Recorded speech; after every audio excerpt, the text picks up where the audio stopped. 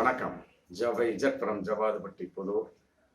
Power writer அப்படிங்கிற YouTube channel மூலமா உங்களை மீண்டும் சந்திப்பது ரொம்ப மற்ற மகிழ்ச்சி. அத்தோட எங்கள் சேனல் சப்ஸ்கிரைப் பண்ணுங்க, பெல் பட்டன் அழுத்த மறந்துடாதீங்க. அத்தோட எல்லாத்துக்கும் ஷேர் பண்ணுங்க. அதாவது பாஜக சார்பாக யார் நின்றாலும் நீலகிரி தொகுதியில ராசாவை திமுக ராசாவை ஓட ஓட விரட்டுவோம் அப்படின்னு இன்னைக்கு பகிரங்கமா எல் முருகன் பேட்டி கொடுத்திருக்கார். அவர் மத்திய அரசு இணையமைச்சர், தமிழகத்தை சேர்ந்தவர், பட்டியலின புதல்வன். முதல்ல தமிழக பாஜக தலைவராக இருந்தார். வேலை தூக்கிட்டு கையில அலைஞ்சார், ஒன்றும் முடியல. அப்புறம் அவருக்கு மாநிலங்களவை போஸ்ட் எம்பிங்கிற கான்செப்ட் கொடுத்து இன்னைக்கு எம்பியா இருந்துட்டு இருக்கார். கால அளவு முடிவதற்குள்ளாகவே அவருக்கு மீண்டும் எம்பி போஸ்ட் அதே மத்திய பிரதேசத்துல அறிவிக்காச்சு. அவருடைய லிஸ்ட்ல வந்தாச்சு. மத்திய பிரதேசத்துல மாநிலங்களவை எம்பியாக தேர்ந்தெடுக்கக்கூடிய ஒரு நிலைப்பாடு எல் முருகனுக்கு மீண்டும் வந்திருக்கு. ஆனா உண்மையிலே நீலகிரி மாவட்டத்துல போட்டியிட வேண்டும் ராஜாவை எதிர்த்து திமுக அப்படிங்கிறது அவருடைய நிலைப்பாடு. அப்படிங்கிற செய்தி போயிட்டு இருந்து, அது எந்த அளவுக்கு உண்மையே தெரியாது. அப்புறம் உளவுத்துறையை வச்சு மற்றபடி எந்த அளவுக்கு வெற்றி பெறுவோம் அப்படிங்கிறலாம் இருக்கு இல்லையா, அதெல்லாம் பார்த்துருப்பாரு. சும்மாலாம் கிடையாது. பார்த்த உடனே அது வெற்றி முகம் தெரியல அப்படிங்கிற நியூஸ் தான் நீங்க போயிட்டு இருக்கு. இருந்தாலும் கீழே விழுந்தாலும் மண்ணு ஒட்டாம அப்படின்னு கிராமத்துல ஒரு பழமொழி சொல்லுவாங்க. அது மாதிரி நீலகிரியில் நிற்பதற்கு தகுதி இருந்தாலுமே கூட வெற்றி அடையக்கூடிய அளவுக்கு அங்க தகுதி இல்லை. நீலகிரி நிற்கிறதுக்கு தகுதி இருக்கு. கட்சி அடப்படல ஒரு 5 6 கொடுப்பாங்க. மற்றபடி ஓட்டு விழுகணும் இல்லையா, அது திமுகவின் கோட்டை. அது பார்க்கக்கூடிய சமயத்துல இன்னைக்கு அதை தலைமை பாஜகவே எப்பா நீ நிக்கவெல்லாம் வேணாம், ஆமா இருக்கிற இதுவும் போயிடும். அதனால மத்திய பிரதேசம் அந்த கான்செப்ட்ல மாநிலங்களவை ராஜ்யசபா எம்பியாவே உன்னை மீண்டும் தேர்ந்தெடுத்துடலாம் அப்படிங்கிற மாதிரி இன்னைக்கு ஒரு தகவல். அதன் அடிப்படையில பேட்டி கொடுத்துருக்காரு. நிருபர்கள் கேட்பாங்க இல்லையா, ஏன் நீலகிரியில் நிக்கல அப்படிங்கிற கேட்கக்கூடிய சமயத்துல அவர் சொல்றாரு, பாஜகவுடைய முகம் இன்னைக்கு மக்கள் மனசுல பதிஞ்சிருச்சு. மோடியினுடைய முகம்லாம் ரொம்ப பதிஞ்சிருச்சு. அதெல்லாம் உண்மைதான். நீட் தேர்வு வகையில, மற்றபடி ஜிஎஸ்டி கொண்டு வந்த வகையில, தேசிய கல்விக் கொள்கை கொண்டு வந்த வகையில அவரெல்லாம் யாரும் மறக்கவே முடியாது. அப்புறம் இஸ்லாமிகளை பொறுத்த வரைக்கும் சிஏஏ கொண்டு வர போற வகையில, மற்றபடி முத்தலாக் சட்டத்துக்கு தடை போட்ட வகையில, இதெல்லாம் யாரும் மறந்துட முடியாது. எடப்பாடி எந்த அளவுக்கு இஸ்லாமியர்கள் மறக்க மாட்டார்களோ, மறக்க முடியாதோ, மறக்க மாட்டார்கள் என்பது வேறு, மறக்க முடியாது என்பது வேறு. மறக்க முடியாதோ அதே போல மோடியை மறக்க முடியாது. அந்த அளவுக்கு பேட்டி கொடுத்திருக்காரு. மக்களுடைய மனசுல மோடியினுடைய முகம் பதிந்து விட்டது. அதனால நீலகிரியில ஆமா ராஜா போட்டியிடுறது உறுதி, அதுல மாற்று கருத்து இல்லை. பாஜக சார்பாக யார் போட்டியிட்டாலும் ராஜாவை ஓட ஓட விரட்டுவோம். எதுக்கு?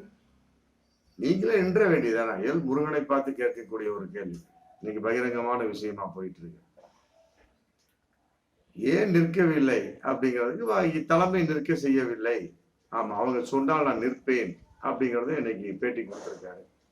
கிடையாதுப்பா, மோடிட்டே சொல்லலாமே, இன்னைக்கு நான் கொள்ளைப்புறமாக வர ஆசைப்படவில்லை, மக்களால் தேர்ந்தெடுக்கப்பட ஆசைப்படுகின்றேன் அப்படின்னு சொல்லலாம்.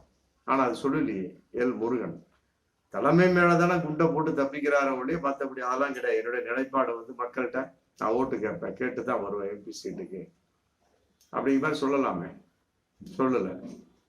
தப்பித்தலின் வெளிப்பாடாதான் இன்னைக்கு பேசிட்டு இருக்கார ஒழிய மற்றபடி ஒரு திறமையா மிகப்பெரிய வீராவேசமாக பேச்சுதான் இருக்கு, செயல்பாடு இல்லையா. முதல்ல நின்றாரு தாராபுரம் தொகுதியில எம்எல்ஏ பிச்சுக்கிச்சு. அப்புறம் என்ன இருக்கு, அவ்வளவுதான். எம்பியா அவங்க ராஜ்யசபா எம்பியா போட்டாங்க. அந்த ஒரு பெருமை அண்ணாமலைக்கு கூட கிடையாது. அப்புறம் இன்னைக்கு அதை மத்திய பிரதேசத்தில் அதே ராஜ்யசபா எம்பியை தேர்ந்தெடுக்க போறாங்க. யாரை? எல் முருகனை. ஆனா அவங்களுடைய திட்டத்தின் வெளிப்பாடு அவர் ஆல்ரெடி பயங்கரமான வேலையில செஞ்சு வச்சிருந்தார். எப்படி நீலகிரி தொகுதியில ஏ ராஜாவை எதிர்த்து போட்டிடணும் எம்பியா அப்படின்னு. அங்க செல்லுபடி ஆகாது அப்படின்னு துண்டா தெரிஞ்சிருச்சு. அண்ணாமலையே நான் போட்டியிட மாட்டேன்னு ஒதுக்கக்கூடிய சமயத்துல அப்ப எல்முருகன் எம்மாத்திரம், புரியுதுங்களா? எல்முருகன் முன்னாள் தமிழக பாஜக தலைவர், அண்ணாமலை இந்நாள் பாஜக தலைவர். இன்னைக்கு பாத யாத்திரைங்கிற பேர்ல ரவுண்ட் அடிச்சிட்டு இருக்காரு. மேலிடம் தலைமை பாஜக சொல்லிட்டாங்க, எப்பா பிப்ரவரி 18ஓட கட் பண்ணிக்க, முடிஞ்சு போச்சு. ஆமா, பிப்ரவரி 25 இது பாத யாத்திரை முடிவு விழா பல்லடத்துல. அது இன்னைக்கு தேதி மாத்திட்டாங்களாம். அது வேற இன்னைக்கு ஒரு தகவலா போயிட்டு இருக்கு. தேதியை மாத்தியாச்சு. எப்படியோ பிப்ரவரி 18க்குள்ள கூட்டணியை ரெடி பண்ணி வந்துடணும். யார் யாரோட கூட்டணி?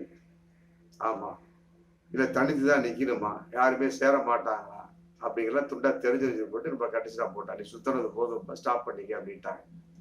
அப்படிதான் போயிட்டு இருக்கு. தேமுதிக பாமகலாம் பாஜகவிட வரக்கூடிய ஒரு சூழல். அவங்க கேட்ட ஒரு சீட்டை கொடுத்தாலுமே கூட ஜெயிக்க மாட்டார்கள் அப்படிங்கிற ஒரு தன்மை இன்னைக்கு ஒரு ரிப்போர்ட் போயிட்டு இருக்கு. அதன் அடிப்படையில் அவங்களே மனசு மாறிடுறாங்க. அப்புறம் மீதி யாரு? அந்த ஐஜேகே, ஏசிஎஸ், இந்த ஜான் பாண்டியன் கட்சி, மற்றபடி உதிரி கட்சிகள் தான். பெருசாலாம் சொல்ல முடியாது. அண்ணாமலை நினைத்தது என்பது வேறு. ஆமா, அதிமுக ஆட்டையை போட்டு இருக்கிறவங்களாம் அரெஸ்ட் பண்ணி உள்ள வச்சுட்டு இருக்கக்கூடியவங்களை நம்ம தூக்கி பாஜகவால சேர்த்திட்டு திமுக அடுத்துதான் நம்ம தலைமையா பாஜக கூட்டணி தலைமை 2024 நாடாளுமன்ற தேர்தல் அதிகம் அவரு பார்த்தாரு. அதெல்லாம் முடியாது. எடப்பாடி உஷாராயிட்டாரு, கட் பண்ணியாச்சு. ஆமா, நீ வலது பக்கம் வந்தா நான் இடது பக்கம் வருவேன், கூட்டணியே வேணாம் பாதி போட்டு வெளியே அமிச்சிட்டாரு. ஆமா, தலைமையெல்லாம் எதிர்ப்பு தான். இருந்தாலும் அவங்க சொன்னாங்க அண்ணாமலை மாத்துக்கு நாங்க சேர்ந்துக்கிறோம் அப்படின்னாங்க. எடப்பாடியை நோக்கி அவங்க மாத்துற மாதிரி கிடையாது. அப்ப கடைசி வரைக்கும் பாஜக தோல்விதான் அப்படிங்கிற மாதிரி அவர் விட்டாரு. அது நிலைப்பாடு இன்னைக்கு அவரே அண்ணாமலையே வேணாம்ப்பா, நாடாளுமன்றத்தோடு தேர்தல் நிக்க மாட்டேன், 2027 தான் டார்கெட். ஏன் அப்படி இருக்கக்கூடிய சமயத்துல ஈரோடு கிழக்கு இடைத்தேர்தல் நிக்கலாமே, நின்றுக்கலாமே. அவர் அந்த அளவுக்கு வாய்ஸ் இருந்தது, நின்றுக்கலாமே, ஒண்ணும் இல்லை. சரி, தமிழிசையை பார்த்தா தமிழிசையும் கிடையாது, கூட்டணி பலம் இல்லை, நான் நிற்க மாட்டேன், ஒரே ஓட்டம். நிர்மலா சீதாராமன் சுத்தம். ஆமா, அவர் இதுவரைக்கும் நின்று வந்ததா எம்பியா சரித்திரமே கிடையாது. இன்னைக்கு அவர் நிதி மந்திரியா இருக்கலாம், முன்னாள் ராணுவ மந்திரியா இருக்கலாம், மற்றபடி ஒரு பெரிய விஷயமா சொல்ல முடியாது. அதனால அவருக்கு அதுல நம்பிக்கை இல்லை. ஆமா, அவரும் ஏதோ ஒரு வகையில மாநில எம்பி, ராஜ்யசபா எம்பியா தான் வருவாரு.